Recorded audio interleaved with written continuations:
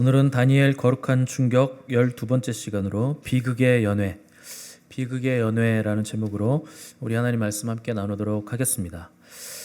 세상에는 영원한 것이 없습니다. 전에 있던 것도 지금 없고 또 지금 있는 것도 장차 다 없어질 겁니다.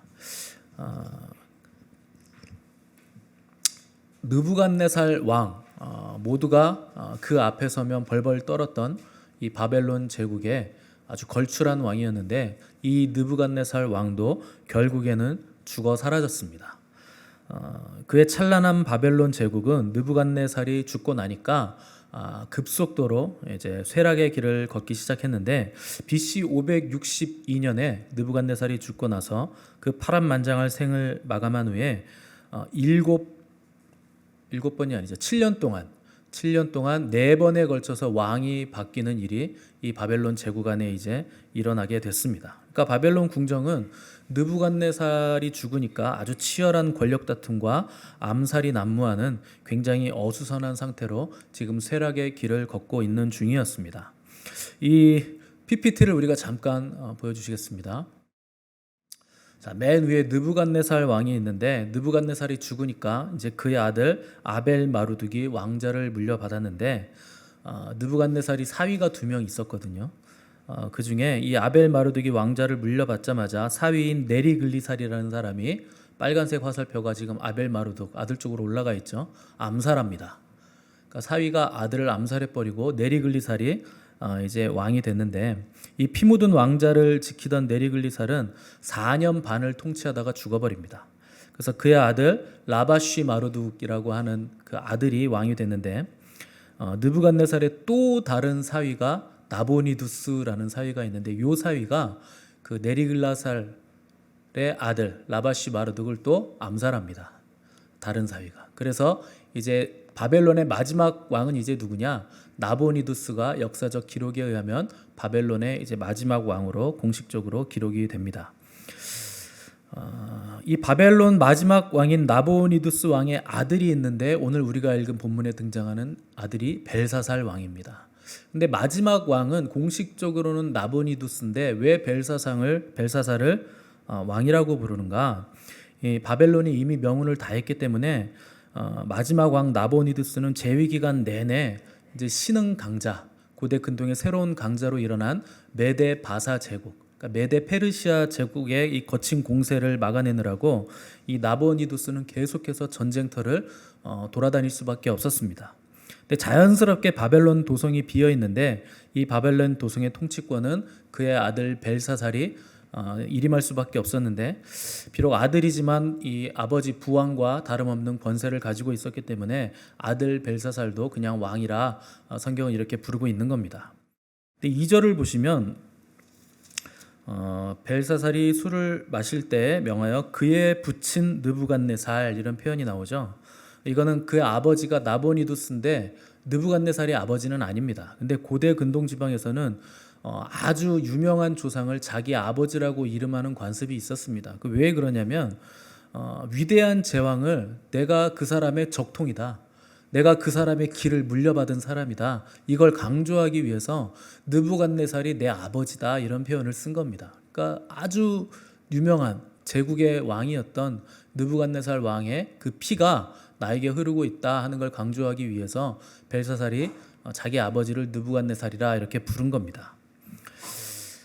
1절을 보시면 벨사살 왕이 그의 귀족 1000명을 위하여 큰 잔치를 베풀고 그 1000명 앞에서 술을 마시니라 이렇게 기록을 했습니다. 자, 이때 벨사살 왕이 잔치를 베푼 때는 바벨론의 명운은 이미 다 기울었습니다. 그리고 신흥 강자인 메데 페르시아 연합군이 이미 바벨론 제국 영토의 대부분을 다 정복하고 이제 남은 땅은 어디만 남았나? 수도인 바벨론 성읍만 남았을 정도로 지금 메데 페르시아 제국이 바벨론을 거의 다 장악하고 2년 넘게 바벨론 도성을 포위하고 있던 때가 바로 지금 벨사살 왕이 귀족 1000명을 초청해서 잔치를 베풀었던 때입니다. 이때 바벨론 도성을 포위한 왕이 페르시아의 그 유명한 고레스 왕입니다. 사실 바벨론은 지금 도성만 남았지 이미 무너진 제국과 다름없는 상태인데 이 마지막 벨사살 왕이 이 귀족들을 다 초청해가지고 1,000명이 넘는 귀족들과 잔치를 벌였다 하는 건 굉장히 이상한 일입니다. 이 국가적인 위기 앞에서 술잔치를 벌였다, 굉장히 비상식적인 일이죠. 1,000명이나 되는 인원이 초대된 연회였으니까 아마 준비하는 사람들과 또 보조하는 우리 여자들까지 다 합치면 적어도 2,000명 이상이 동원된 대규모 국가적인 연회가 열린 것인데, 지금 이 상황은요, 비상 군사령부를 설치하고 결사항전을 준비해도 모자랄 판인데 지금 국가의 지도급 인사들이 모여서 흥청망청 술판을 벌이고 있는 겁니다. 이상하죠. 왜 그들은 제국의 명운이 걸린 위급한 상황에서 모여서 술파티를 벌였는가? 이 사람들이요, 헛된 믿음을 가지고 있었는데 우리 바벨론 도성만큼은 절대 무너지지 않는다 하는 그 헛된 믿음을 가지고 있었습니다. 우리가 2주 전에 살펴봤듯이 바벨론 도성은 거대한 사각형의 도시인데 장벽이 이중으로 높이 둘러쳐져 있었고 그 위에 사두마차가 왕복으로 막힘없이 다닐 수 있을 만큼 넓었습니다. 그리고 도성 외곽으로 물이 둘러서 흐르고 있었기 때문에 적군이 다리를 내려주지 않는 이상 도저히 넘어올 수 있는 방법이 없었기 때문에 2년 동안 지금 고레스 왕도 바벨론 도성을 함락하지 못하고 포위만 하고 있던 상태였습니다. 근데 또 놀랍게도 이 바벨론 도성 안에요, 바벨론 전체 인구가 20년 동안 먹을 만큼의 양식이 이미 비축이 돼 있었습니다. 그러니까 걱정이 하나도 없는 겁니다. 밖으로 나가지 않아도 우리 바벨론 도성은 절대 너희가 함락시킬 수 없다, 이런 믿음을 가지고 있었기 때문에 어떤 군대가 와도 우리는 뚫을 수 없다. 시간이 지나면 쟤네들 제풀에 지쳐서 자기 나라로 다 돌아갈 것이다 하는 믿음을 가지고 있었기 때문에 이런 잔치를 벌인 겁니다. 또 다른 한편으로는 민심은 이미 동요하고 있었기 때문에 이 벨사살이 정치적인 쇼를 하면서 우리 아무렇지도 않다, 괜찮다, 안심해라, 이런 모습을 지금 보이고 있는 겁니다. 이런 허세와 객기를 지금 벨사살 왕이 이제 부리고 있는 것인데, 문제는 잔치에 초대된 이 1,000명이 넘는 고위층들도 아무도 이 비상식적인 행동에 제대로 왕에게 직언을 해주는 사람이 한 사람도 없었다 하는 것은 이제 바벨론이 내부적으로 얼마나 이미 부패했는가 하는 것을 우리에게 보여주는 증거들입니다. 여러분, 망하는 나라일수록요, 전시행정이 많습니다. 그 정치적인 쇼가 많습니다. 그 안 되는 나라입니다. 그런 나라는 괜찮지 않은데 괜찮은 척하고, 또 국가의 명운이 이미 기울었는데 우리 강한 나라다, 이런 걸 과시하는 것이 안 되는 나라, 망하는 나라의 특징입니다. 그런데 여러분, 교회도 마찬가지입니다. 교회가요, 아픈 교회인데 안 아픈 척하는 교회 굉장히 많습니다. 안 괜찮은데 괜찮은 척하고, 성령님이 역사하시지 않는데 성령님이 역사하는 척하는 교회가 굉장히 많습니다. 목회자도 그런 사람 많습니다. 성령 충만하지 않은데 성령 충만한 척하고, 성령 충만한 제스처, 성령 충만하게 보이는 억양, 말투, 할렐루야 이런 거 하는 겁니다. 뭐 있어 보이잖아요. 전 그런 게 안 돼. 목소리가 워낙 제가 아름다워가지고.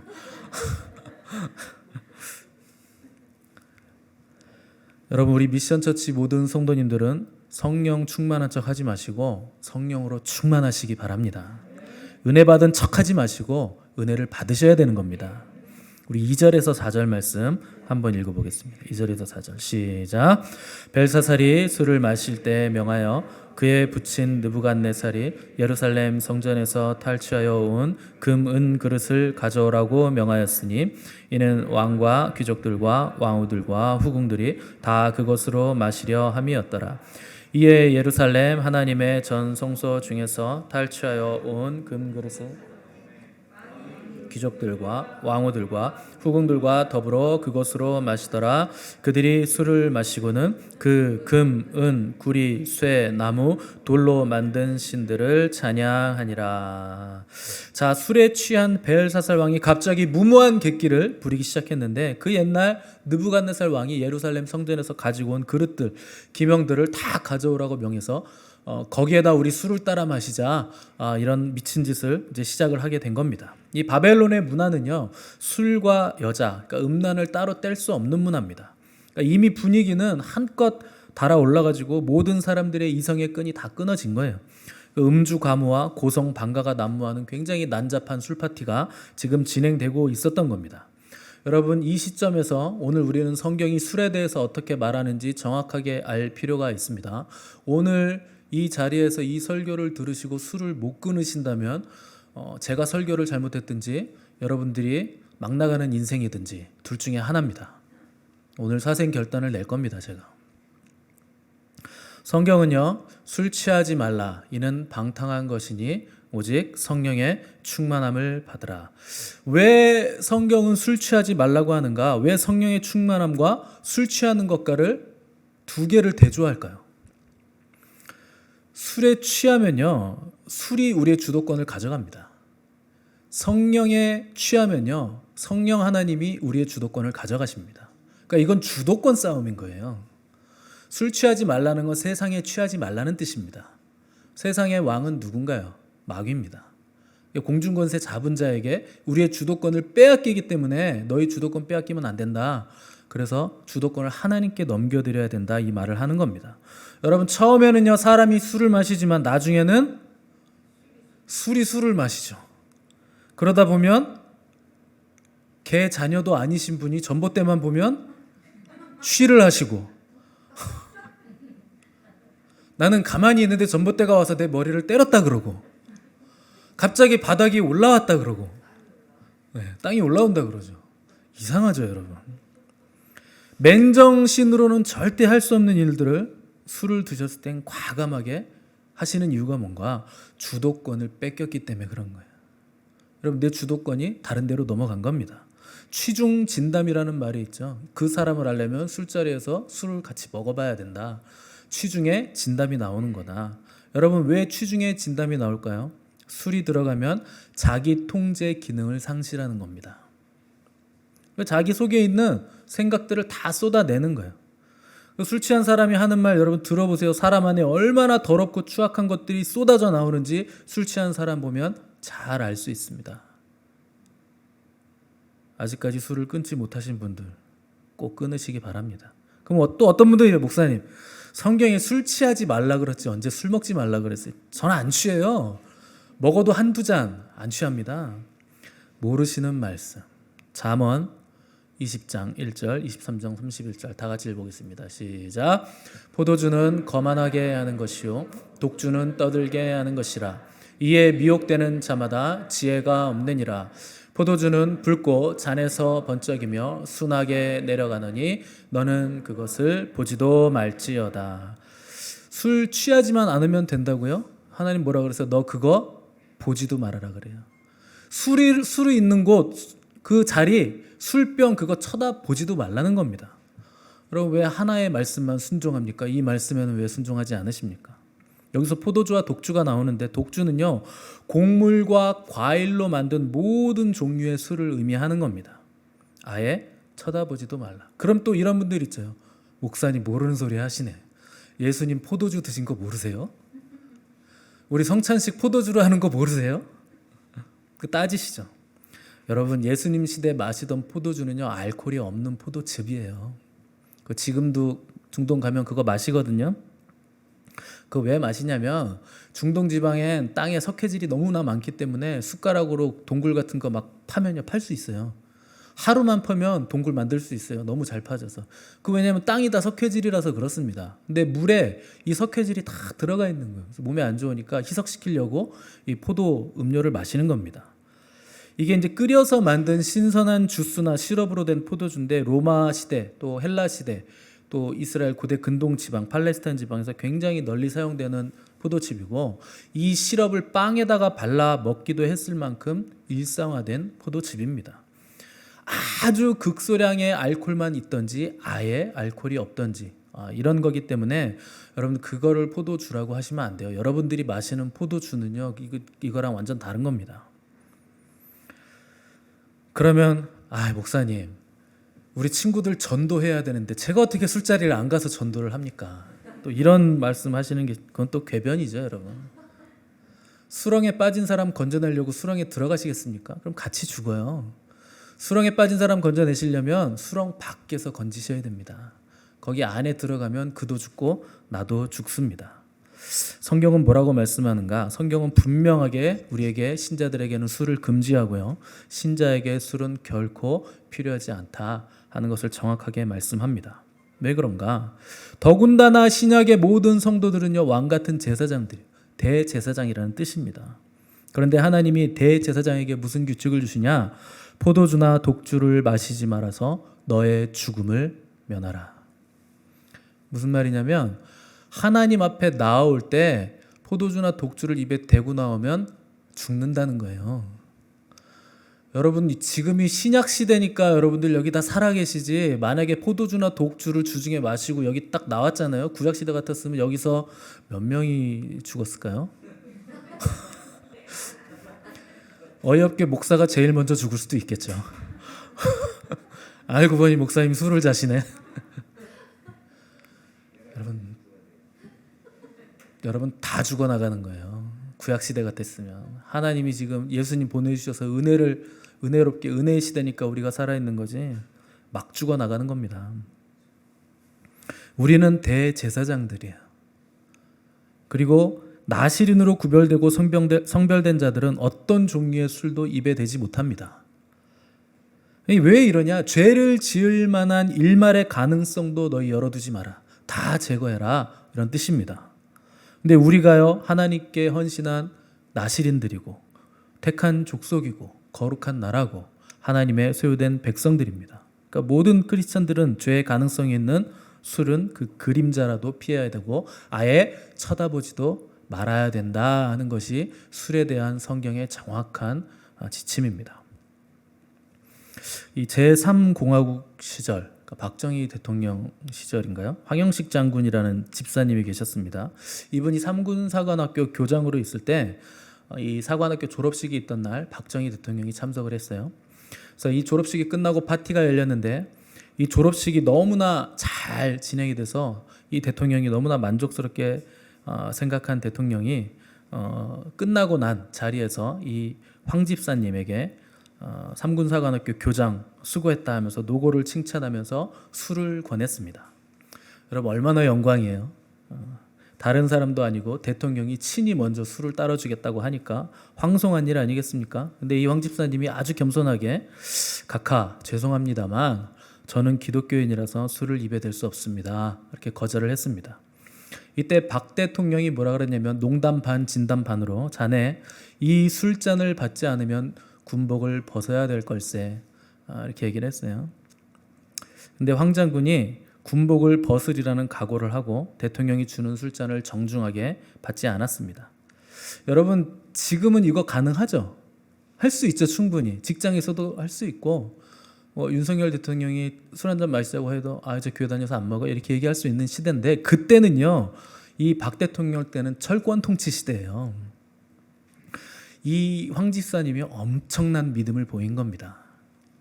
그리고 나서 해가 바뀌었습니다. 마침 진급 시즌이 돼서 진급 대상자 명단이 이제 대통령에게 딱 올라왔는데 황 장군 그 집사님의 이름이 올라와 있는 거예요. 진급에 올라온 거죠. 이 대통령이 이제 진급하는 사람들 명단을 쭉 뒤적이면서 보다가 황 장군의 이름을 딱 본 거예요. 그래서 표정이 딱 굳어지더니 한마디를 딱 하고서 수락을 했습니다. 예수님을 믿으려면 황 장군처럼 믿어야지. 그걸 수락을 한 거예요. 여러분 주님 믿으시려면 제대로 믿으시기 바랍니다. 그럼 믿음에는요 회색지대 없는 거예요. 이 사람은 교회 다니는 것 같은데 안 다니는 것 같기도 하고 애매한데? 여러분 직장에서 그런 말 들으시면 안 돼요. 그냥 또라이가 되셔야 됩니다. 저 예수쟁이 저거 회식 나오라 그래도 나오지도 않고. 우리 김태형 성도님 보세요. 주일날 버스 배차 있는데 안 나와. 안 나가요. 자르려면 잘라. 오늘도 자르려면 자르라고 그러고 나오셨어요. 오늘 무슨 누가 본부장이 새로 와가지고 간담회를 하신대요. 뭐 간담회 뭐 하는 건지 모르겠어요. 간담이 서늘해지는 뭐 그런 건가? 다 뭐 새로운 본부장 오늘 다 소집했는데 안 나가. 자르려면 잘라. 뭐 이러고 오셨어요. 그 물어봤대요. 거기 직원이. 아니 직장이 중요해요? 교회가 중요해요? 뭐가 먼저예요? 그랬더니 난 교회가 먼저야. 그러고 오셨대요. 여러분 또라이가 되셔야 돼요. 회색지대가 어디 있습니까? 신앙에. 믿는데 타협이 어디 있습니까? 여러분, 우리 주님이 세상과 타협할 분입니까? 그따위 술 정도하고 타협할 분입니까? 여러분, 끊어내셔야 됩니다.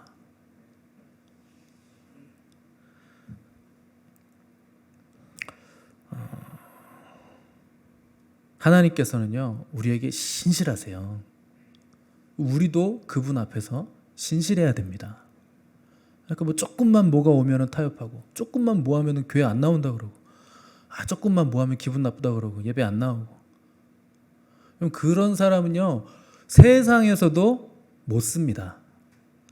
여러분, 직장 나오는데 나왔다 안 나왔다 지각하는 사람, 직장 상사 되시는 분들 쓰실 수 있겠어요? 그런 직원들 밑에 있으면? 못 써요. 하물며 하나님이 일하는데 어떻게 그런 사람을 씁니까?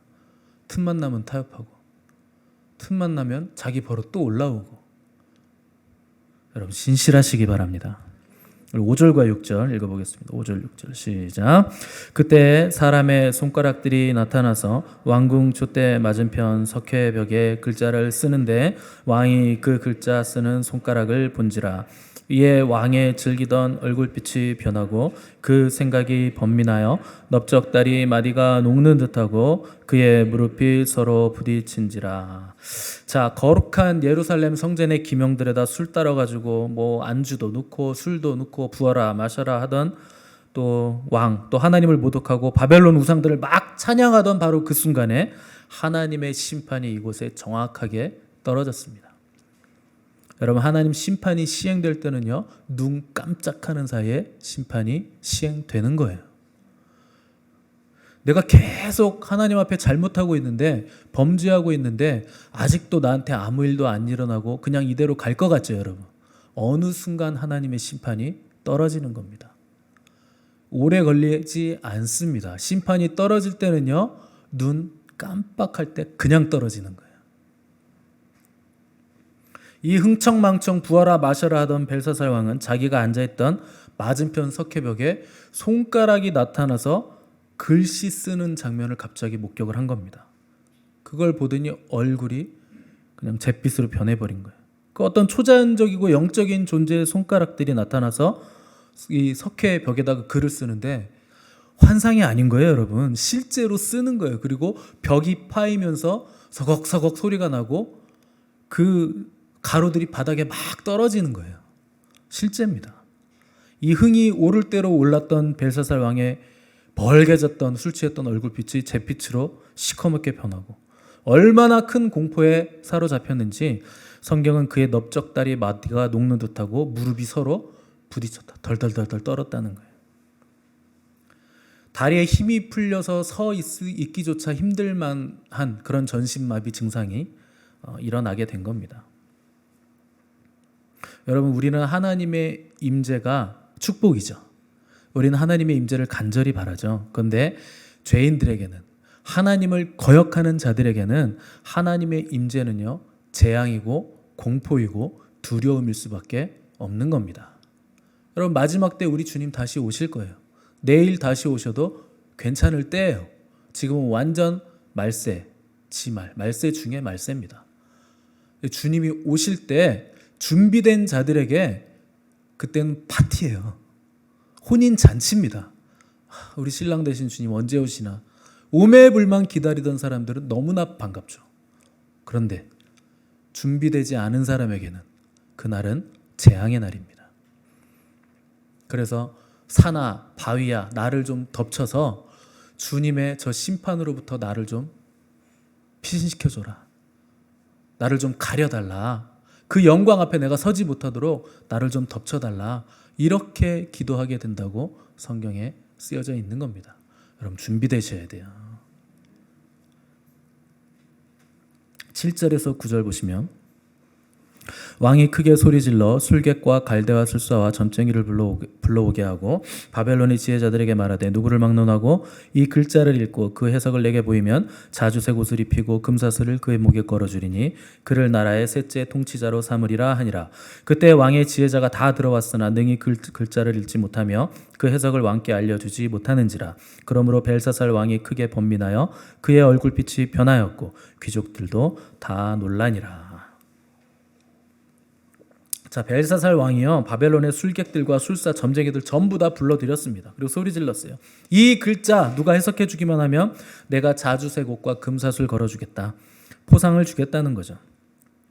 거기다 더해서 왕국의 셋째 통치자로 삼겠다 이렇게 얘기했는데, 지금 전장에 나갔다가 패해서 피신해 있는 아버지 나보니두스 왕 다음에 자기가 서열 2위니까 국무총리 서열 3위 자리에 올려주겠다, 국무총리 시켜주겠다, 누가 좀 해석해봐라, 이 다음 자리를, 세 번째 자리를 내건 겁니다. 그런데 문제는 이 글자를 아무도 해석하지 못하는데 큰 문제가 있는 거예요. 그런 와중에 왕비가 연회장에 등장을 하게 됩니다. 10절 11절 보시면 왕비가 왕과 그 귀족들의 말로 말미암아 잔치하는 궁에 들어왔더니 이에 말하여 이르되 왕이여 만수무강하옵소서. 왕의 생각을 번민하게 하지 말며 얼굴빛을 변할 것도 아니니이다. 왕의 나라에 거룩한 신들의 영이 있는 사람이 있으니 곧 왕의 부친 때에 있던 자로서 명철과 총명과 지혜가 신들의 지혜와 같은 자니이다. 왕의 부친 느부갓네살 왕이 그를 세워 박수와 술객과 갈대와 술사의 점쟁의 어른을 삼으셨으니. 자, 여기서 등장하는 왕비는요 벨사살 왕의 왕비가 아니고 아버지 나보니두스의 아내, 그러니까 태후 어머니가 온 겁니다. 이 나보니두스는 자기가 느부갓네살의 적통 후계임을 과시하기 위해서 누구랑 결혼했느냐, 느부갓네살의 딸하고 정략 결혼을 했어요. 그러니까 바벨론 역사 속에서 이 느부갓네살의 딸은 굉장히 강한 성격의 여자로 나오고 이 나보니두스와 벨사살에게 큰 영향력을 행사했던 왕비로 기록이 돼 있습니다. 그러니까 이 태후가 지금 연회장에 들어와서 사건의 전말을 보고를 듣고서 아버지 느부갓네살의 신하였던 다니엘을 즉시로 떠올린 겁니다. 그래서 즉시로 사람을 보내서 정계에서 떠나서 이제 조용히 칩거 중이던 다니엘을 왕궁으로 불러들였는데, 이때 다니엘의 나이가 몇 살이냐? 82세입니다. 그러니까 다니엘은 이미 정계에서 은퇴해서 조용히 칩거하면서 하나님과 깊은 교제 가운데 82세의 나이가 된 겁니다. 이때 다니엘은 왕자의 권력 다툼이나 욕심과 방종으로 인해서 이 바벨론 제국이 이미 풍전등화 상태라는 걸 영적으로 다 꿰뚫어 보고 있었습니다.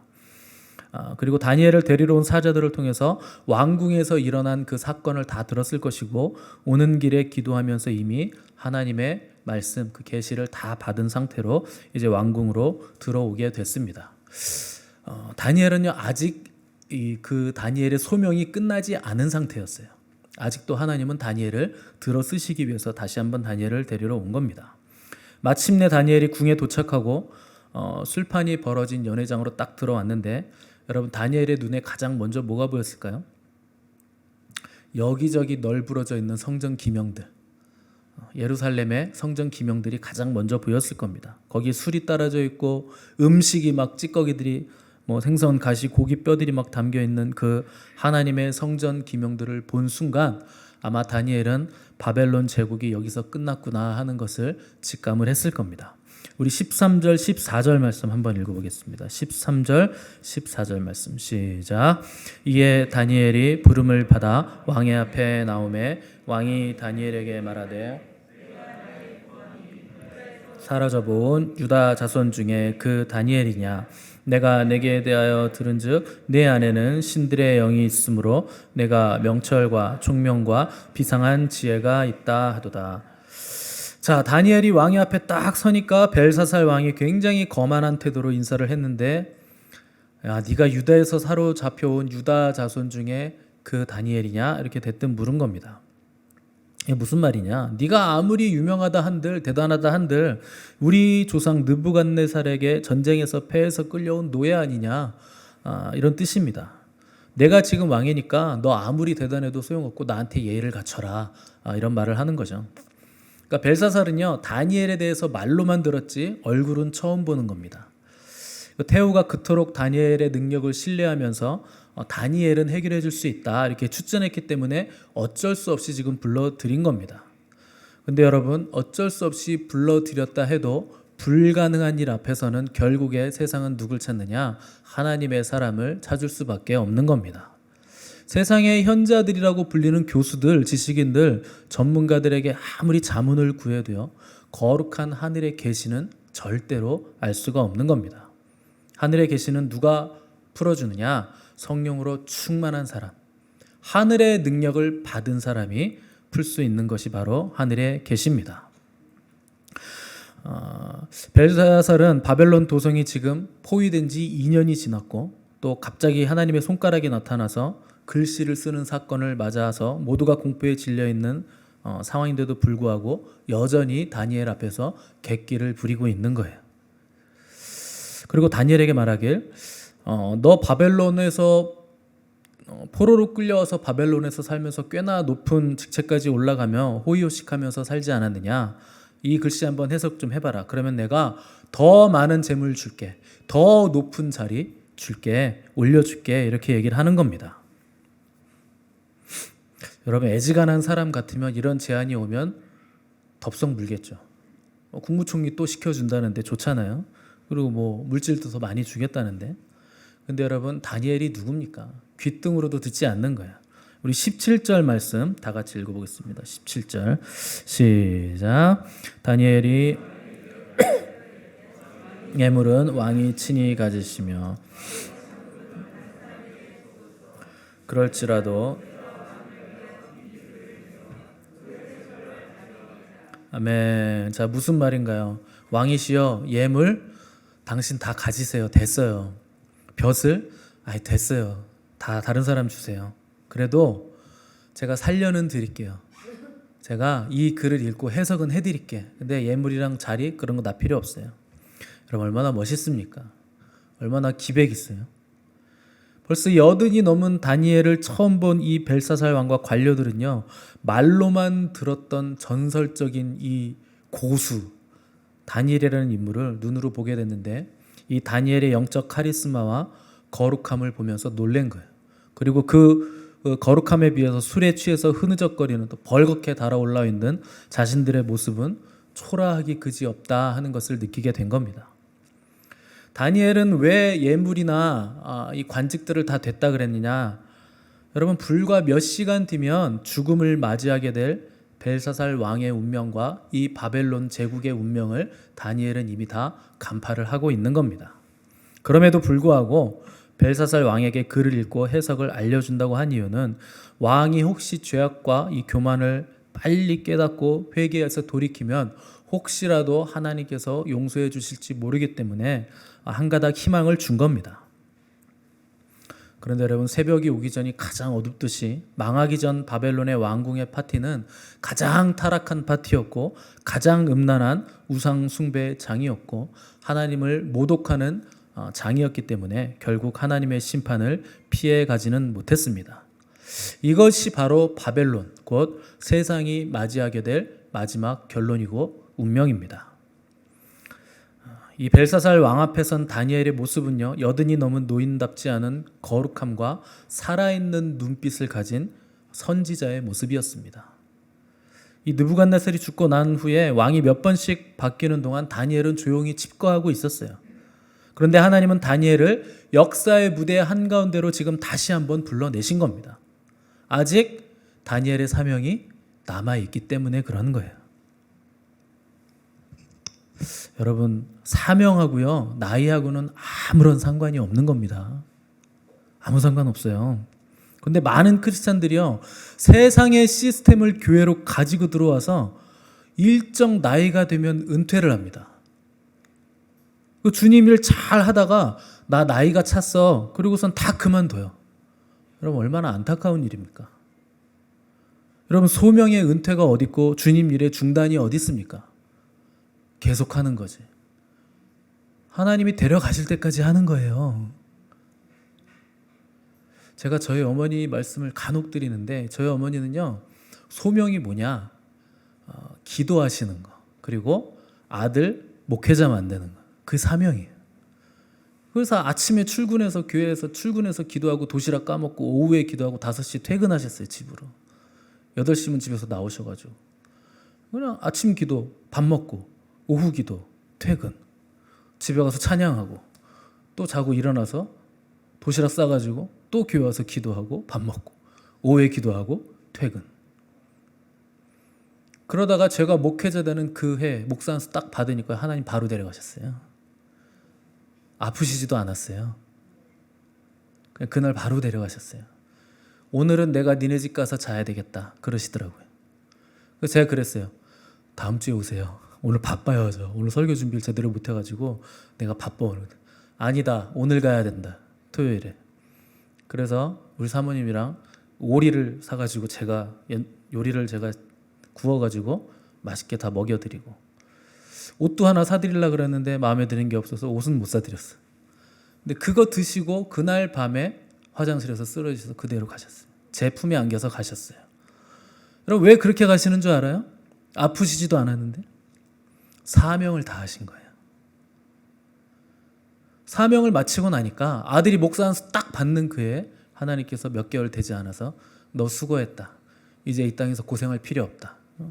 데려가시는 거예요. 여러분, 나이가 무슨 상관입니까? 중단이 어디 있습니까?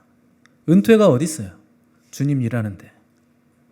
갈렙은요, 85세에 거인족들이 정복하고 있는 저 헤브론 산지 저거 놔 주십시오. 여호수아에게 요청했어요. 자기가 싸워서 그 땅을 취하겠다는 갈렙의 요구는요, 갈렙이 헛된 몽상가였기 때문에 객기를 부린 게 아닙니다. 하나님이 45년 전에 여호수아와 갈렙 너희들은 반드시 가나안 땅에 너희 둘만은 들어갈 거다. 나머지는 다 죽더라도 너희는 들어갈 거다 약속하시면서 너희에게 헤브론 산지 저거 갈렙 너에게 주겠다는 약속을 주신 거예요. 45년 전에. 그 약속을 갈렙은 85세가 되기까지 45년이 넘도록 계속 붙잡으면서 꿈을 꾸고 있었던 겁니다. 여러분, 갈렙이 무슨 초능력자입니까? 85세가 됐는데 그때나 지금이나 내 힘이 일반이라 나 싸울 수 있습니다. 실제로 용맹하게 싸워서 거인족들 다 물리치고 헤브론 지역을 갈렙이 차지합니다. 갈렙은 우리랑 다른가요? 삼손이에요? 아닙니다, 여러분.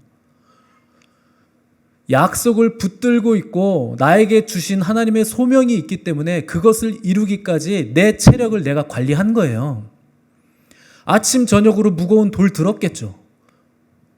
뛰어다녔겠죠. 운동했겠죠. 체력 관리하면서 자기 개발했겠죠. 관리했겠죠. 그렇게 해서 85세가 됐을 때 여호수아에게 찾아가서 이제 저 헤브론 산지 아낙 자손들 거인족들이 있지만 그 산지 이제 나에게 주십시오. 그날에 주께서 나에게 말씀하신 이제 내가 주님의 이름으로 그 땅을 취하겠습니다. 그래서 올라가서 전투해서 그 땅을 차지한 겁니다. 잊지 않은 거예요. 하나님의 약속을. 다니엘도 82세였지만 여전히 거룩한 열정에 그 거룩한 카리스마를 가지고 그 살아있는 눈빛으로 왕과 고위 관료들 앞에서 존재감을 드러낸 겁니다. 우리 같으면 손자들 재롱 떠는 거 보면서 죽을 날만 기다리고 있겠다 이렇게 말하는 나이에요. 여러분, 그렇게 사는 게 좋습니까? 손자들 재롱 떠는 거나 보면서. 아니에요, 여러분. 여러분들에게 사명이 있어요. 소명이 있습니다. 그걸 궁극적인 내 인생을 향한 하나님의 소명이라고 하는 거예요. 일반적인 소명, 우리 하나님 영광 드러내면서 사는 거, 그건 여러분의 소명이 아니에요. 그건 누구나 당연히 그렇게 해야 되는 거고, 나에게 주시는 나만의 사명이 있단 말이에요. 여러분, 그거 발견하시고 마지막 내가 하나님 앞에 눈을 감는 그날까지 그걸 이루시는 삶을 살아야 됩니다. 그거 안 하면 상이 없는 거예요. 하나님은 준비된 거룩한 사람 다니엘을 평생 하나님의 도구로 마음껏 사용하실 수 있었던 이유는 다니엘이 그 사명을 위해서 준비되어 있었기 때문에 그런 거예요. 여러분, 이것이 우리가 살아있는 이유이고 우리가 숨을 쉬는 이유입니다. 내가 죽지 않고 살아서 여호와의 영광을 선포하리로다. 이걸 위해 존재하는 거예요. 여러분, 나이에 눌리지 마세요. 세상에 눌리지 마십시오. 하나님은 어제나 오늘이나 영원토록 동일하시고 변치 않으신 하나님이십니다. 여러분들도 하나님 앞에서 변치 않으셔야 되고 신실하셔야 되고 멈추지 마셔야 됩니다. 하늘의 뜻을 구하면 사는 거예요. 하늘의 뜻을 구하면 삽니다. 세상 헛된 것에 소망 두지 않고 하늘 뜻 구하는 자들은 죽지 않고 살아서 여호와의 영광을 선포하는 거예요.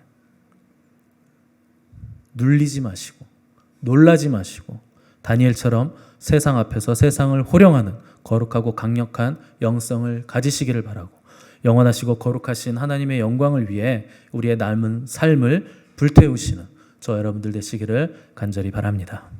기도하겠습니다.